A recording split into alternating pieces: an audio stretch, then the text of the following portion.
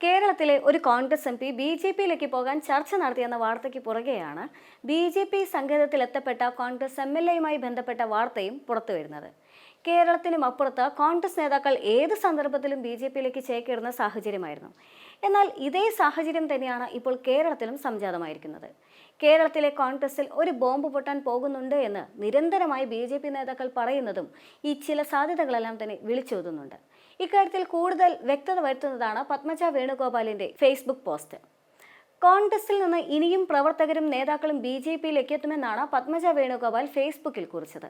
കോൺഗ്രസുകാരെല്ലാം നിരാശരാണ്. തൃശ്ശൂരിൽ കോൺഗ്രസിന്റെ സ്ഥിതി വളരെ മോശമാണ്. പാർട്ടി ഒരിക്കലും ജയിക്കില്ലെന്ന് പ്രവർത്തകർക്ക് തന്നെ ബോധ്യമുണ്ട്.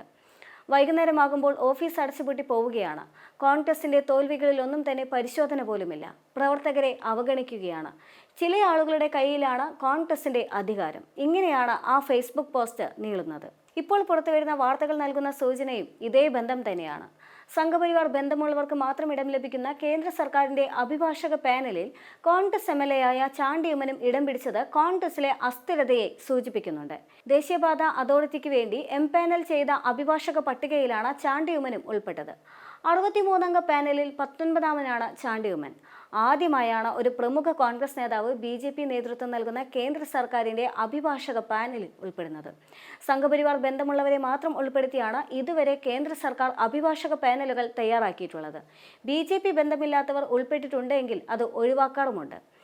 NIA, ED പോലുള്ള കേന്ദ്രാന്വേഷണ ഏജൻസിയുടെ അഭിഭാഷക പാനലിൽ നിന്ന് പ്രഗത്ഭരായ അഭിഭാഷകരെ സ്വർണ്ണക്കടത്ത് കേസിന്റെ അന്വേഷണ ആരംഭത്തിൽ തന്നെ കേന്ദ്രം ഒഴിവാക്കിയതാണ്. ബി.ജെ.പി അനുകൂല അഭിഭാഷക സംഘടനാ നേതാക്കളും ജന്മഭൂമി പത്രത്തിന്റെ നിയമോപദേഷ്ടാവുമാണ് പിന്നീട് ആ പാനലിൽ ഇടം നേടിയത്. ഇതോടുകൂടി മറ്റൊരു അനിൽ ആന്റണി കൂടി കേരളത്തിൽ നിന്ന് ഉണ്ടാകുന്നു എന്ന വിമർശനവും ശക്തമാവുകയാണ്. A.K. ആന്റണിയും ഉമ്മൻചാണ്ടിയും കേരളത്തിലെ കോൺഗ്രസിന്റെ അധികായരായ നേതാക്കൾ എന്നതിൽ യാതൊരു തർക്കവുമില്ല. എന്നാൽ മക്കൾക്ക് ബി.ജെ.പി പ്രസ്ഥാനത്തോടുള്ള ചായ്വ് അക്ഷരാർത്ഥത്തിൽ തന്നെ കോൺഗ്രസിനെ പ്രതിസന്ധിയിലാക്കുകയാണ്. ഇതുവരെ രണ്ട് പ്രധാന നേതാക്കളായ K. കരുണാകരന്റെയും A.K. ആന്റണിയുടെയും മക്കൾ ബി.ജെ.പിയിൽ ഇടം പിടിച്ചിരുന്നു. മൂന്നാമത് ഒരാൾക്ക് കൂടി അത്തരമൊരു നീക്കം നടത്തിയാൽ അത് കേരളത്തിൽ കോൺഗ്രസിന് വലിയ ക്ഷീണമുണ്ടാക്കും. കോൺഗ്രസ് നേതാക്കൾ ഏത് സന്ദർഭത്തിലും ബി.ജെ.പിയിലേക്ക് ചേക്കേറുന്ന സാഹചര്യമുണ്ട്. അത്തരം കോൺഗ്രസ് നേതാക്കളുടെ ഒഴുക്ക് കേരളത്തിൽ കുറവായിരുന്നു. ഇപ്പോൾ ആ ചാഞ്ചാട്ടം കേരളത്തിലുമായി. A.K. ആന്റണിയുടെ മകനും K. കരുണാകരന്റെ മകളും പോയതുപോലെ നിരവധി കോൺഗ്രസ് നേതാക്കളും മക്കളും ബി.ജെ.പിയിൽ ചേരുന്ന സാഹചര്യമാണുള്ളത്. അതുകൊണ്ട് കോൺഗ്രസ് എം.പി ചർച്ച നടത്തിയെന്ന വാർത്ത ഗൗരവമായി തന്നെ കാണണം എന്നായിരുന്നു CPM-ന്റെ സംസ്ഥാന സെക്രട്ടറിയായ M.V. ഗോവിന്ദൻ കഴിഞ്ഞ ദിവസം പറഞ്ഞത്. കേരളത്തിൽ ബി.ജെ.പിയുടെ വളർച്ചയ്ക്ക് സഹായിച്ചത് കോൺഗ്രസ് ആണ് എന്നും നേരത്തെ നേമത്തെ ബി.ജെ.പിക്ക് ഒരു MLA-യും ഇപ്പോൾ തൃശ്ശൂരിൽ ഒരു MP-യെയും നൽകിയതിൽ കോൺഗ്രസിന്റെ പങ്ക് വലുതാണ് എന്നും അദ്ദേഹം വിമർശിച്ചിരുന്നു. തൃശ്ശൂരിൽ കോൺഗ്രസിന്റെ 86,000 വോട്ട് ബി.ജെ.പിക്ക് പോയി. ഒന്നാം സ്ഥാനത്തുണ്ടായിരുന്ന കോൺഗ്രസ് മൂന്നാമതായി. ഇത് അന്വേഷിക്കാൻ കോൺഗ്രസ് ഒരു കമ്മീഷനെ നിയമിച്ചു. അന്വേഷണ റിപ്പോർട്ട് പുറത്തുവിടാൻ കോൺഗ്രസ് നേതൃത്വം തയ്യാറായിട്ടില്ല. റിപ്പോർട്ട് പുറത്തുവിട്ടാൽ ഹേമ കമ്മിറ്റി റിപ്പോർട്ട് പോലെ ഗൗരവമുള്ളതായിരിക്കും അത്.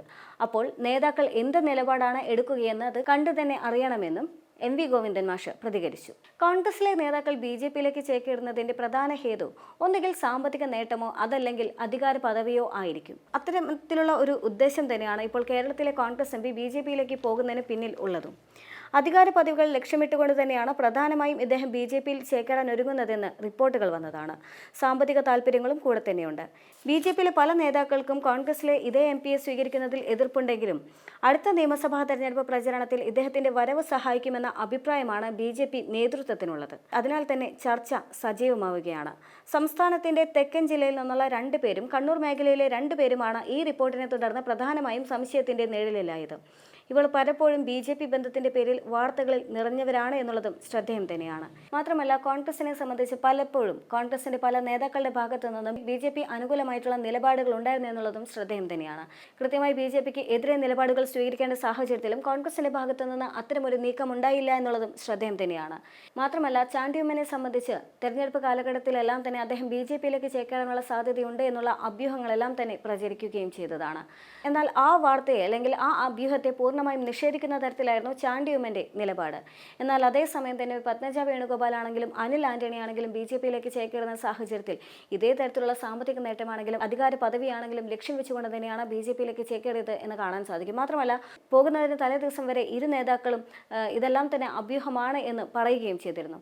എന്തു തന്നെയാണെങ്കിലും കോൺഗ്രസിനെ സംബന്ധിച്ചിപ്പോൾ പ്രതിരോധത്തിലായിരിക്കുന്ന അവസ്ഥയാണ്. തെരഞ്ഞെടുപ്പിന് ശേഷം മികച്ച വിജയം നേടാനായെങ്കിലും അത് യഥാർത്ഥത്തിൽ അനുഭവിക്കാനുള്ള ഭാഗ്യം കോൺഗ്രസിന് ഉണ്ടായില്ല എന്നുള്ളതും ശ്രദ്ധേയം തന്നെയാണ്. കോൺഗ്രസ് ഉള്ളിൽ തന്നെ നിറഞ്ഞു നിൽക്കുന്ന അസ്വാരസ്യങ്ങൾ തന്നെയാണ് ഇതിനുള്ള പ്രധാന കാരണം എന്നുള്ളതും ശ്രദ്ധേയമാണ്. ഇതേ സാഹചര്യത്തിലാണ് ഇപ്പോൾ കോൺഗ്രസിനെ പ്രതിരോധത്തിലാക്കുന്ന രണ്ട് വാർത്തകൾ കൂടി പുറത്തു വരുന്നത്. ഒന്ന്, കോൺഗ്രസിലെ പ്രമുഖനായ MP BJPയിലേക്ക് ചേക്കേറുന്നതുമായി ബന്ധപ്പെട്ടും കോൺഗ്രസിലെ തന്നെ ഒരു MLA, പ്രത്യേകിച്ചും കോൺഗ്രസിലെ അധികായനായ നേതാവിൻ്റെ മകനായ ചാണ്ടി ഉമ്മൻ BJPയുടെ പാനൽ ലിസ്റ്റിൽ വന്നതുമെല്ലാം തന്നെ കോൺഗ്രസിനെ യഥാർത്ഥത്തിൽ പ്രതിരോധത്തിലാക്കുകയാണ്. മാത്രമല്ല കോൺഗ്രസിനെ സംബന്ധിച്ച് മുൻപേ പലതരത്തിലുള്ള ആരോപണങ്ങളുണ്ടായിരുന്നു. രണ്ട് വ്യക്തികളിൽ മാത്രം യഥാർത്ഥത്തിൽ കോൺഗ്രസിന്റെ അധികാരം കേന്ദ്രീകരിക്കപ്പെടുകയാണ്, അണികളെല്ലാം തന്നെ അതിൽ അസംതൃപ്തരാണ് എന്നുള്ള വാർത്തയും വന്നിട്ടുണ്ടായിരുന്നു. ഇതിന് പുറമെയാണ് ഇപ്പോൾ വീണ്ടും BJPയിലേക്കുള്ളൊരു ഒഴുക്ക് പറയുന്നത്. പലപ്പോഴായി BJPയുടെ പല നേതാക്കളും വലിയ ആത്മവിശ്വാസത്തോടെ പറയുന്ന കാര്യമാണ് കേരളത്തിലെ കോൺഗ്രസിൽ വലിയൊരു പൊട്ടിത്തെറി ഉണ്ടാകാൻ സാധ്യതയുണ്ട്, കേരളത്തിലെ കോൺഗ്രസ് എല്ലാം തന്നെ ഞെട്ടാൻ പോകുന്ന രാഷ്ട്രീയ സാഹചര്യമാണ് സംജാതമാകാനിരിക്കുന്നത് എന്നെല്ലാം തന്നെ. ഇതെല്ലാം തന്നെ സൂചിപ്പിക്കുന്നത് കേരളത്തിലെ കോൺഗ്രസിൽ യഥാർത്ഥത്തിൽ വലിയ തരത്തിലുള്ള അസംതൃപ്തി പുകയുന്നുണ്ടെന്ന് തന്നെയാണ്. ആ അവസരം മുതലെടുക്കാൻ BJPയുടെ ഭാഗത്തു നിന്നുള്ള നീക്കങ്ങളും സജീവമാണ് എന്ന് തന്നെയാണ്.